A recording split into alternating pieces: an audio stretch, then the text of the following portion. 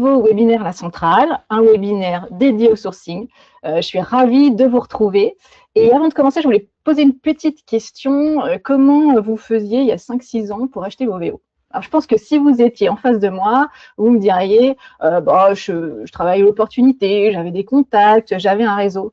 Et vous savez que maintenant, en 2026, le temps est révolu, travailler à l'intuition est beaucoup plus compliqué. Et finalement, on a créé ce webinaire pour répondre à plusieurs questions, vous permettre d'avancer. Et au lieu de se dire où je peux acheter mes VO, on va se poser la question comment je peux les acheter intelligemment. Finalement, comment je peux structurer mon sourcing, comment je peux passer à une logique de rotation maîtrisée, comment je peux acheter vite et bien dans un marché hyper concurrentiel. Et pour ce faire, j'ai deux invités avec moi. Tout d'abord, Benoît Cortot, l'inénarrable Benoît Cortot, qu'on ne présente plus, de Milton Avenue, avec nous, un acteur dynamique du marché. Bonjour et bienvenue Benoît. Merci pour l'invitation. Et puis Kim Baessa, qui est notre business unit développeur en charge de la Centrale Pro, qui est à votre contact tous les jours au quotidien, qui connaît vos enjeux et qui va venir nous parler justement de vos besoins en termes de sourcing et nous présenter aussi la Centrale Pro, surtout nous dire comment notre outil s'intègre justement dans cette évolution du marché. Bonjour Kim et bienvenue aussi. Bonjour Charline, merci. Il n'est pas question du tout de vous faire une démo de la Centrale Pro, on est bien d'accord, on ne vous vend pas un outil. On est là pour partager des expériences terrain, on est là pour partager des retours, des données, des chiffres et donner les meilleurs conseils pour que tous vous réussissiez dans votre business et vous réussissiez à faire le meilleur sourcing possible. Donc voilà, c'est parti, on commence ce webinaire maintenant.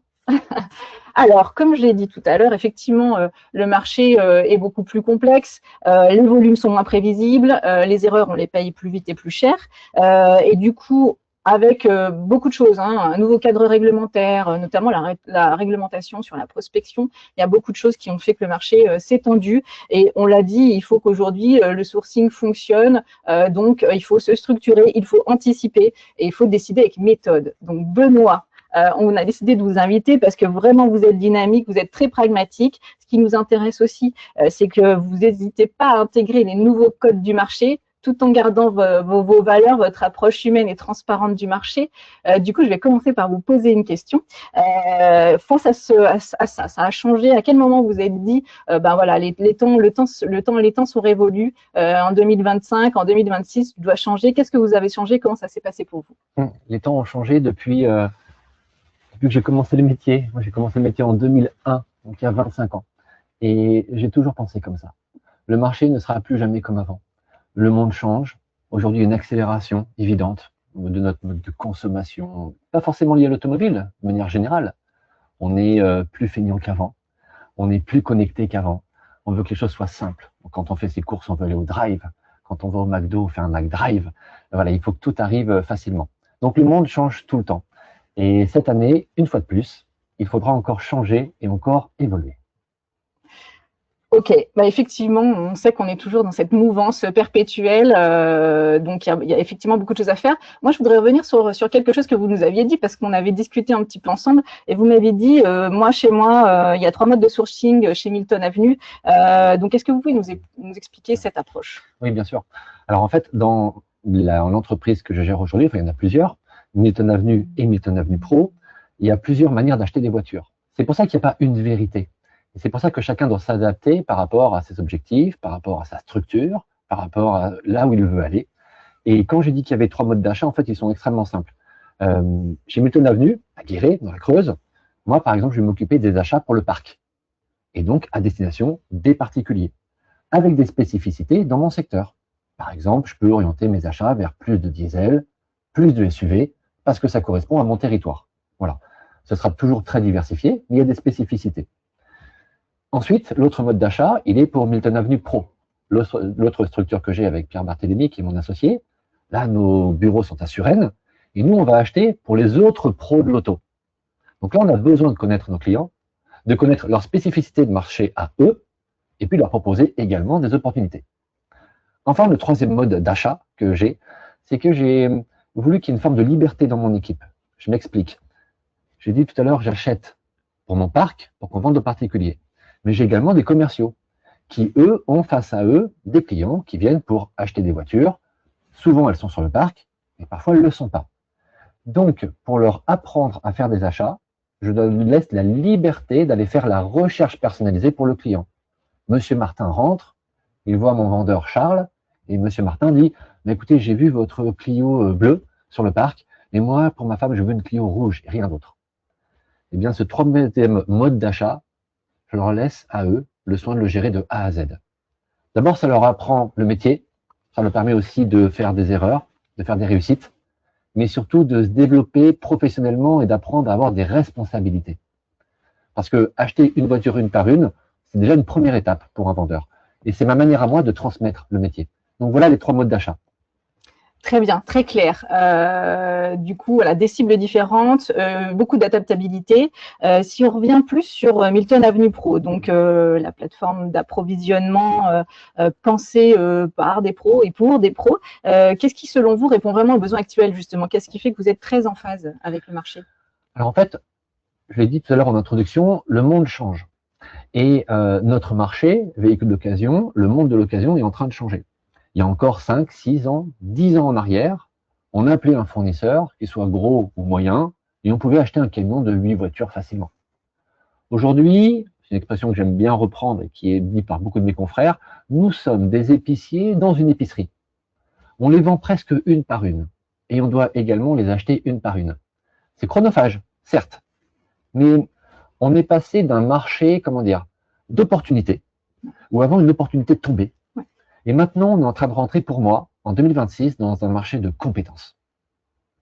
On a besoin que l'interlocuteur face à nous sache soit ce qu'il veut, ou qu'on lui explique pourquoi est-ce qu'on a fait ce choix-là dans la proposition, parce qu'il y a la marge, parce qu'elle est au bon endroit à côté de chez lui pour que le transport soit réduit, parce que la rotation du véhicule est bonne, enfin est bon, voilà.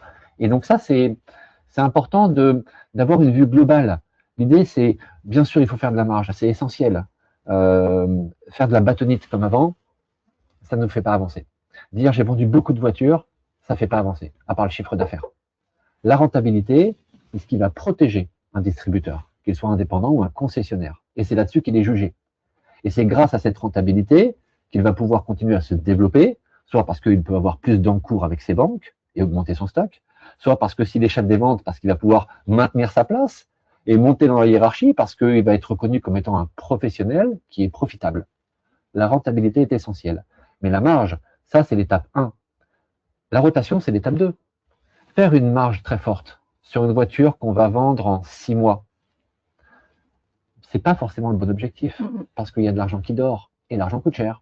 Donc il faut trouver ce juste milieu, et c'est pour ça que j'appelle ça le marché d'opportunité qui est devenu un marché de compétences. Ok, très clair. Effectivement, on comprend effectivement cette rentabilité au centre du débat. Du coup, je me tourne vers toi, Kim. On se l'est dit, on fait pas de démo produit.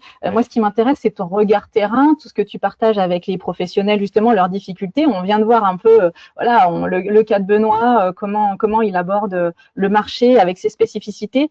Et là, de ton côté, du coup, quand un professionnel te contacte aujourd'hui, quel est son problème numéro 1 sur le sourcing, justement? Qu'est-ce qu'on te dit aujourd'hui? Alors Benoît l'a très bien exprimé, c'est aujourd'hui le temps que passent les pros à chercher des opportunités.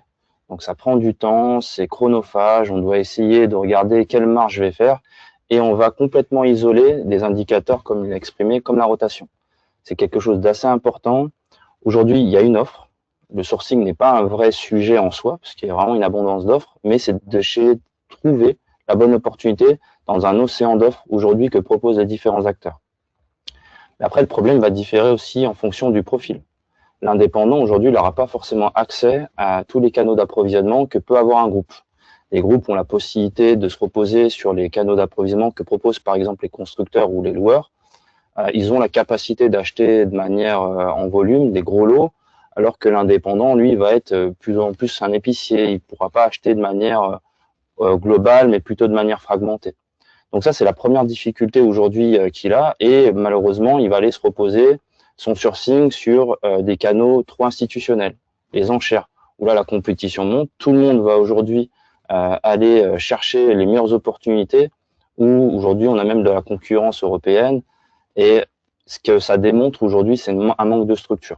Il n'y a pas réellement de stratégie, Les méthodes de sourcing, elles sont pensées comme il y a 10 ans, 15 ans, à l'époque de Benoît, ou comme tu l'expliquais quand tu étais directeur de concession. Aujourd'hui, le monde a évolué. Donc, il faut de la structure, il faut de la stratégie. C'est ce qui est le problème numéro 1 qui remonte.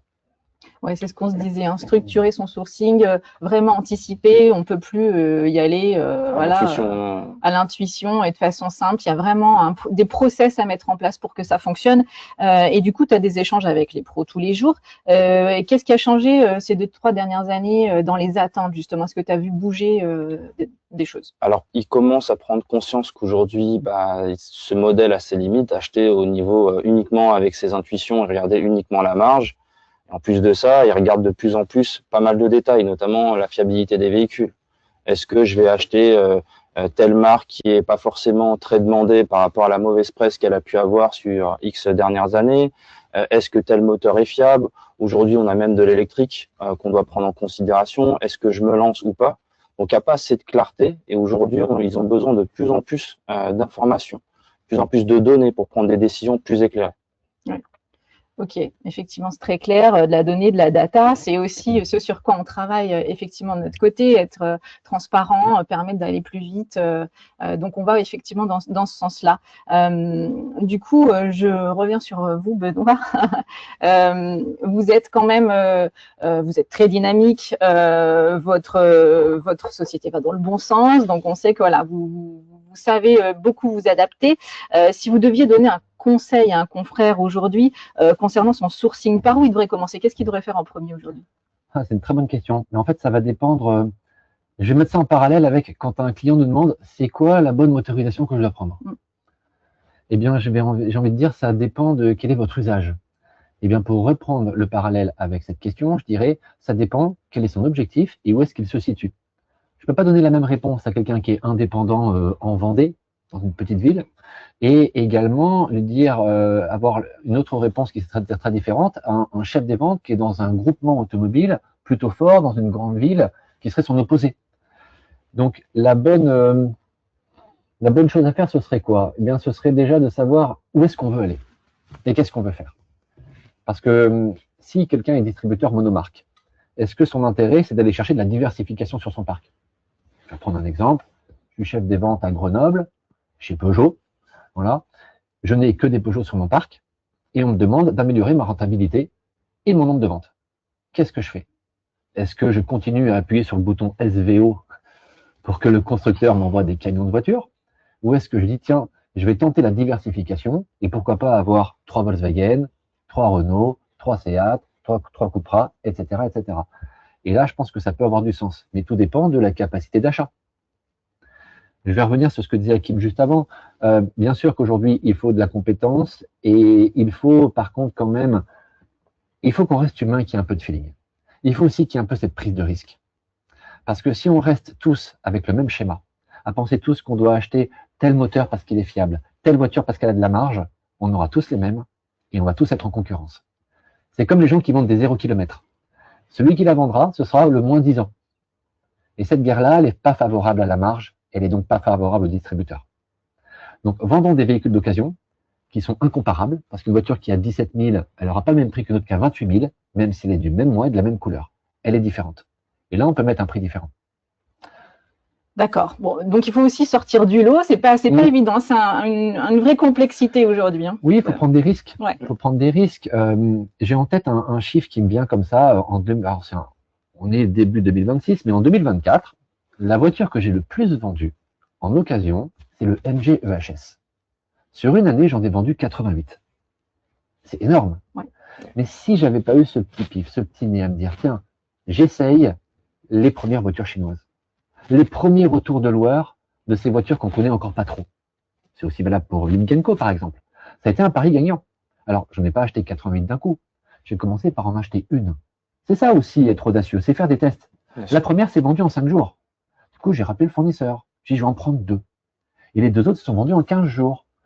Et après, c'est un peu comme au casino, quoi. Moi, tant que je joue, je gagne, quoi. Hein. Et tant que je gagne, je joue. C'est pareil. Hein. Jusqu'à ce que la source s'arrête. Mais en attendant, il faut savoir saisir des opportunités et avoir également ce petit pas de côté par rapport aux autres. Parce que si on pense tous pareil, on aura tous les mêmes résultats. Ouais.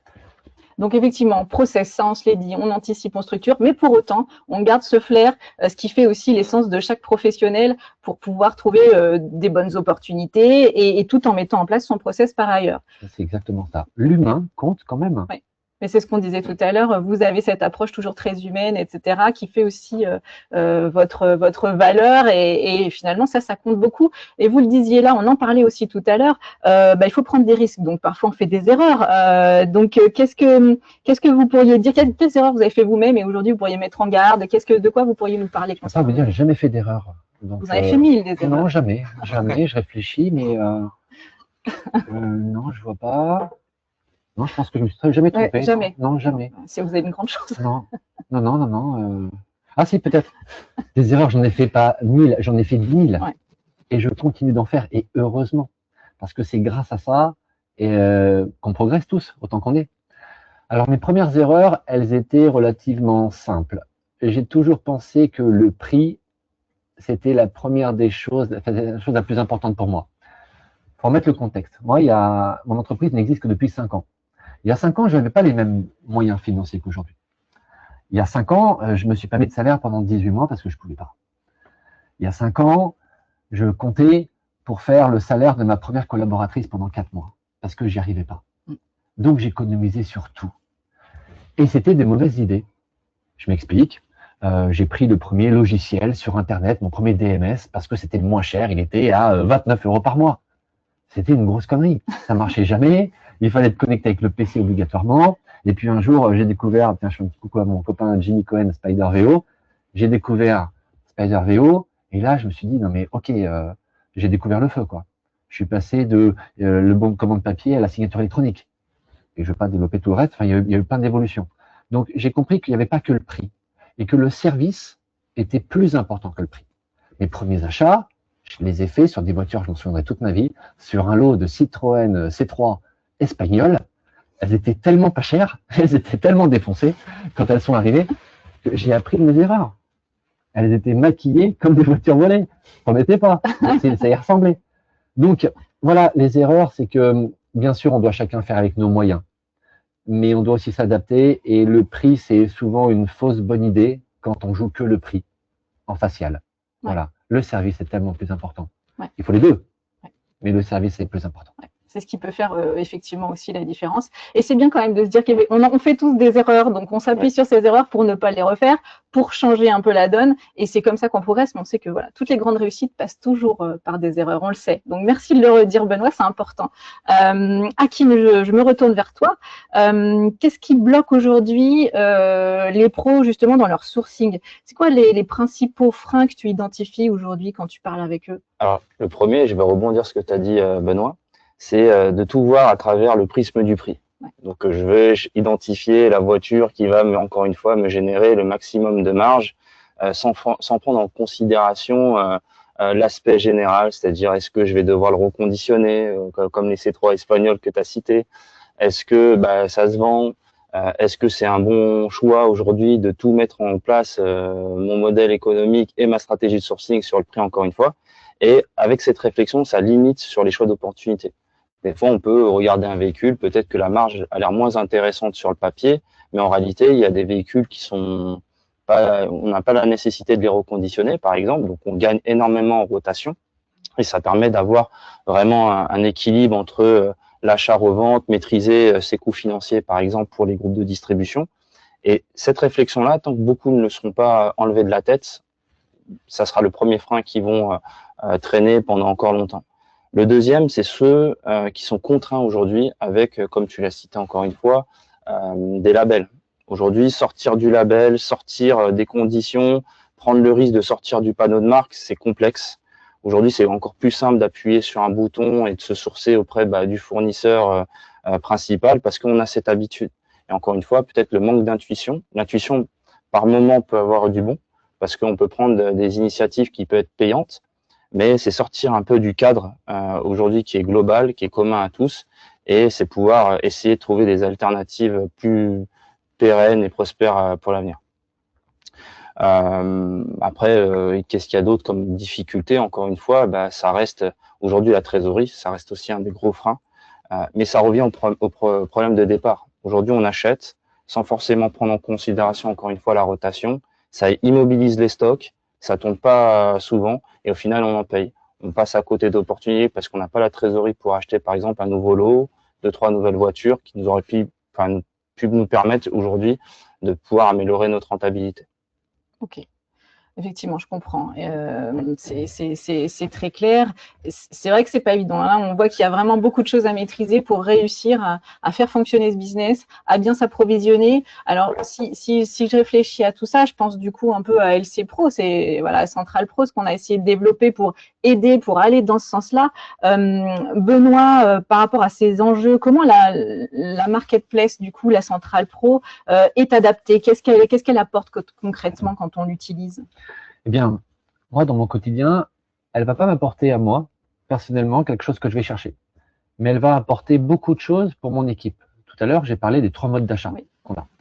Eh bien, moi, j'ai la chance d'avoir 25 ans de métier, un réseau de professionnels avec qui je travaille parce que le temps a fait son œuvre. Et puis la visibilité sur les réseaux sociaux. Mais ça, c'est propre à mon histoire.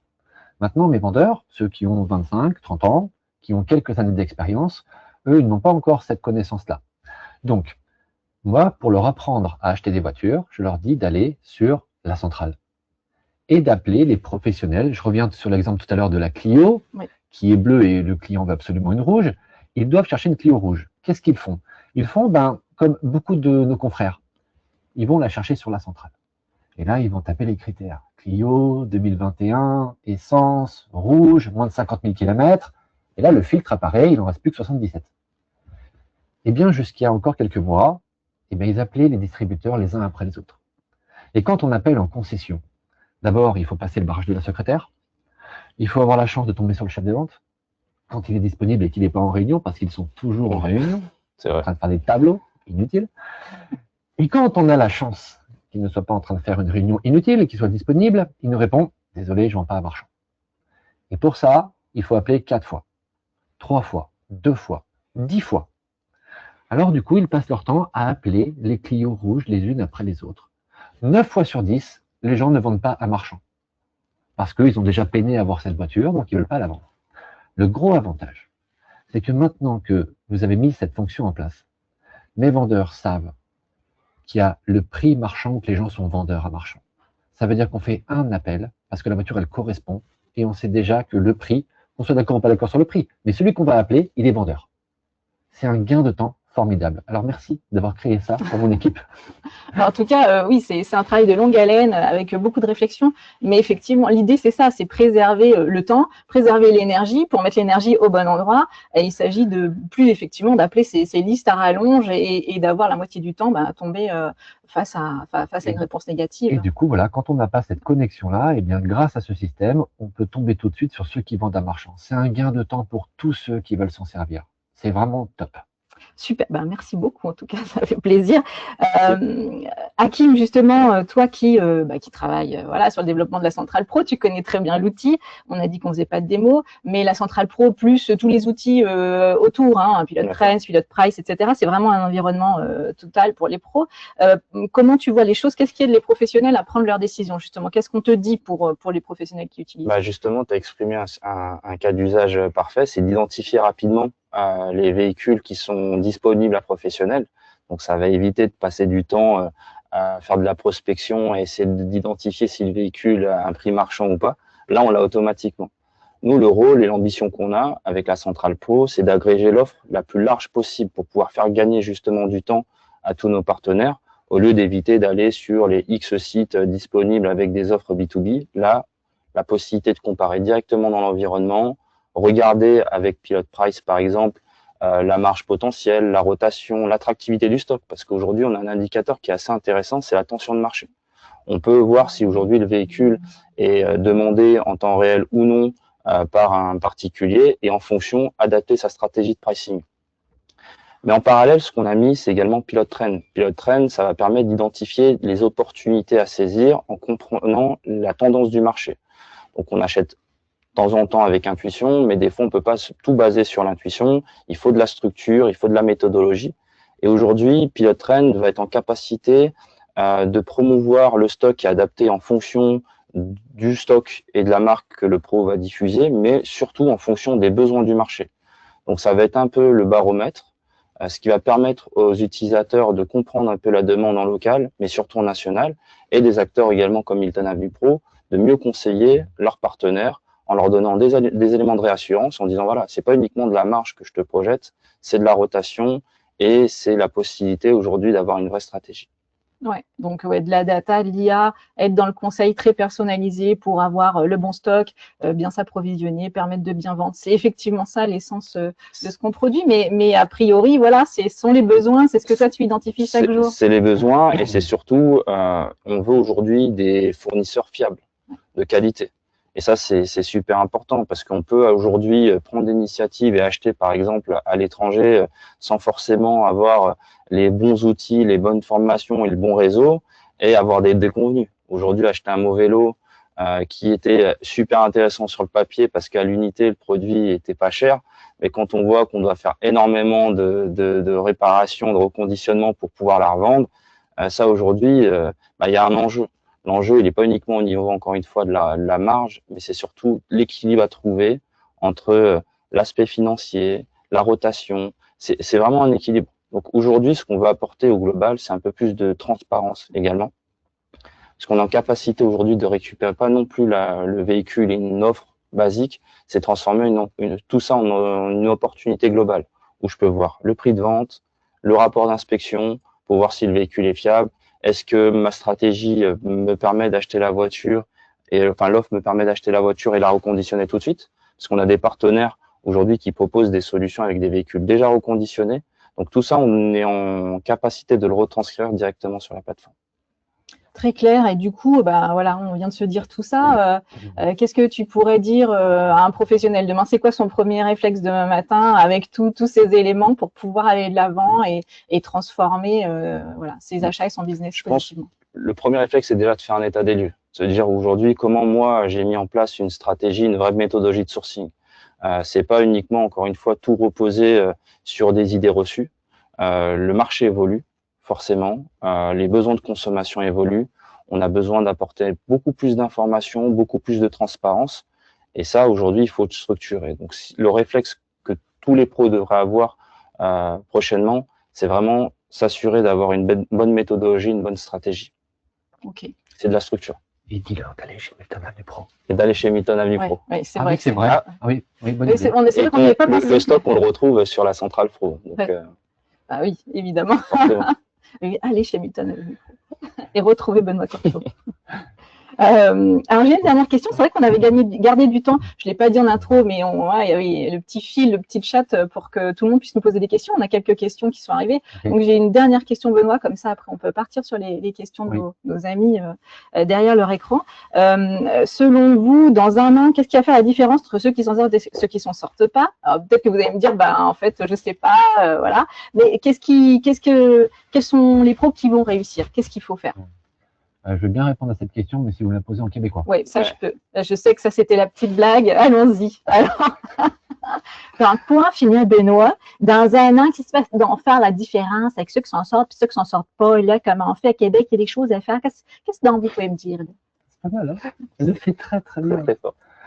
Eh bien, je vais répondre avec l'accent belge une fois. La différence. Passe-moi une frite. Qu'est-ce qui a fait la différence? Je pense que une fois n'est pas coutume, mais c'est pas la taille qui compte, j'ai envie de dire.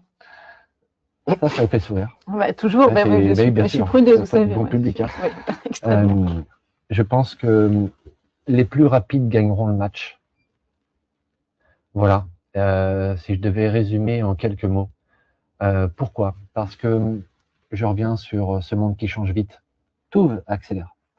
Et si je prends moi, je ne vais pas critiquer parce que j'ai fait partie très longtemps d'un groupe de distribution et c'est grâce à ça que j'ai beaucoup appris et que j'en suis là où j'en suis. Mais les gros réfléchissent trop longtemps. Il y a trop d'inertie dans ces groupes-là. Il y a d'abord l'idée, ensuite il y a la réunion, la préparation au comité de réflexion, etc., etc. Voilà. Et donc, je pense qu'aujourd'hui, il vaut mieux aller plus vite quitte à se tromper, mais on le saura plus vite si on s'est trompé ou pas. Et si on ne s'est pas trompé, on peut continuer à jouer pendant que les autres sont encore en train de réfléchir. Oui. Vous voyez? Donc en fait, il vaut mieux une idée moyenne, mais opérationnelle tout de suite, Oui. que la meilleure des idées du monde qui arrivera en 2027. Ouais. Donc, foncez. Tous autant que vous êtes, j'ai envie de dire, foncez. Et du coup, grâce à LC Pro, aux outils, on fonce, on avance vite. Bien C'est ça qui évidemment, fait. bien évidemment, parce que c'est déjà prêt, parce que ça nous aide à prendre une décision rapide. Voilà, décidez vite. Sortez du cadre, faites le petit pas de côté, que vous soyez indépendant ou chef des ventes. Comme on vient de faire avec les accents, le petit pas de côté. Exactement. Exactement. Faites la différence. Et voilà, et vous aurez des résultats différents. Très bien, bah, super. Et donc, on a plein de questions qui sont arrivées là pendant le webinaire et il nous reste un petit peu de temps. J'ai d'abord une question de Julien qui nous dit « Le marché de l'approvisionnement est européen désormais. Il faut bénéficier des opportunités partout sur le continent. Est-ce toujours aussi difficile d'avoir accès à ces offres ?» Non, c'est encore plus facile qu'avant d'avoir accès à des offres européennes. La communication est plus rapide. On peut, par contre, il faut être prudent, comme tu disais, il faut savoir quel est notre fournisseur à l'étranger. Moi, j'ai une stratégie qui est un petit peu différente. Je me dis, aujourd'hui, j'aime bien avoir, tout à l'heure, j'ai parlé de service et de tranquillité. Je ne vais pas dire qu'il ne faut pas acheter à l'étranger, parce que j'en fais un peu. Mais ça va représenter, moi, 5% de mes achats. Moi, je pense qu'en France, il y a assez d'opportunités pour qu'on puisse en profiter.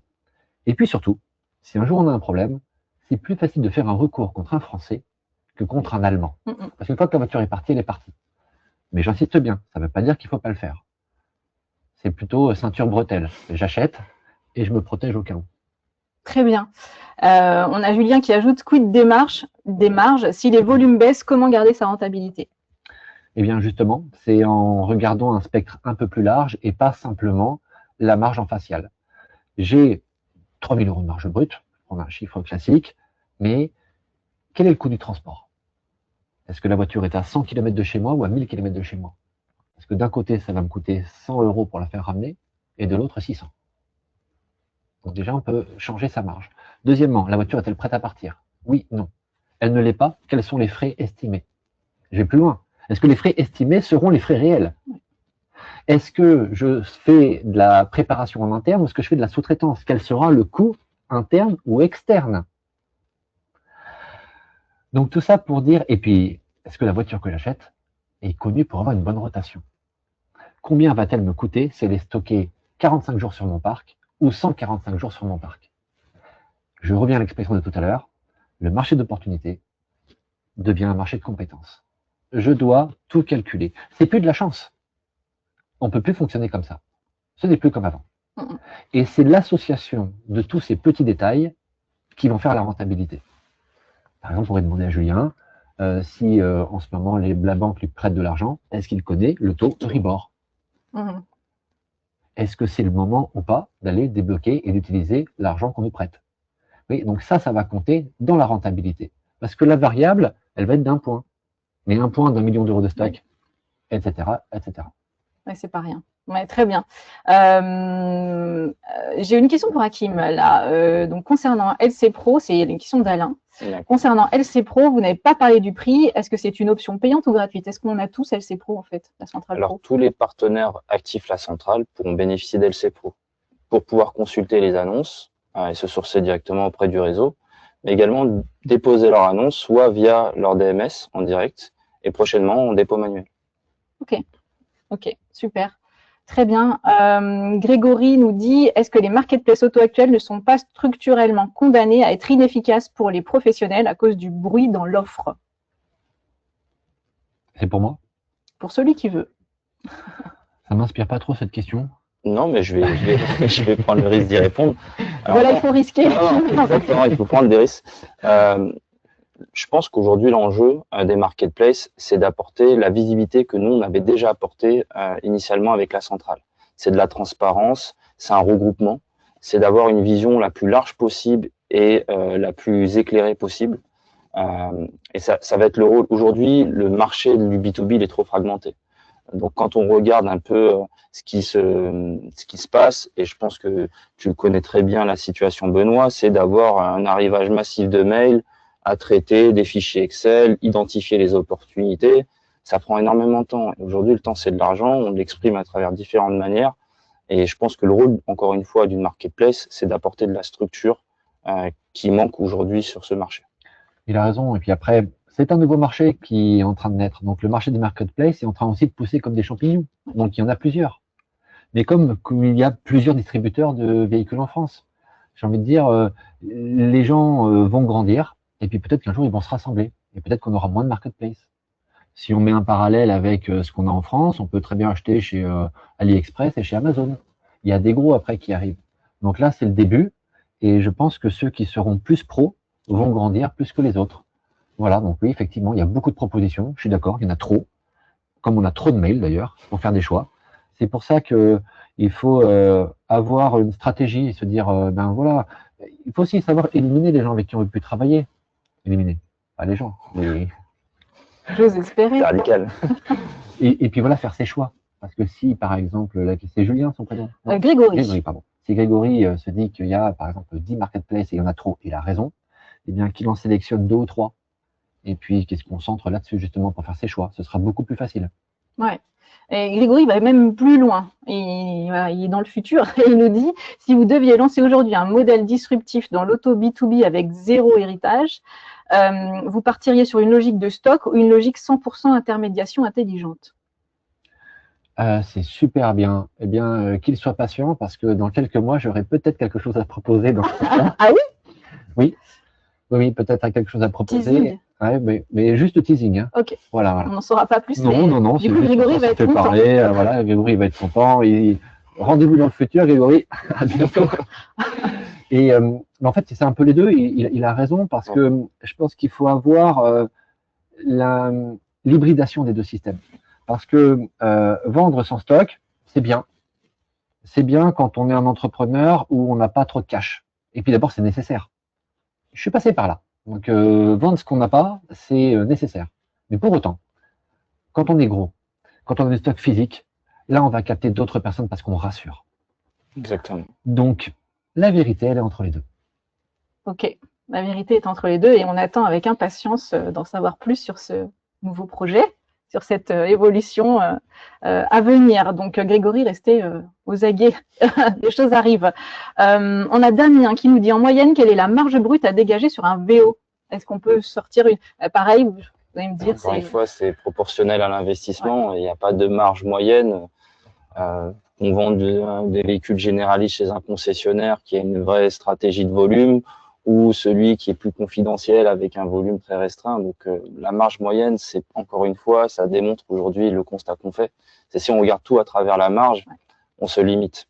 On n'aura pas la même réponse si on pose cette même question à un concessionnaire qui vend des Porsche d'occasion et avec celui qui vend des voitures à 10 000 € au prix client. Donc ça dépend. Ça dépend, ça dépasse. Ça dépend, ça dépasse, voilà, c'est ça.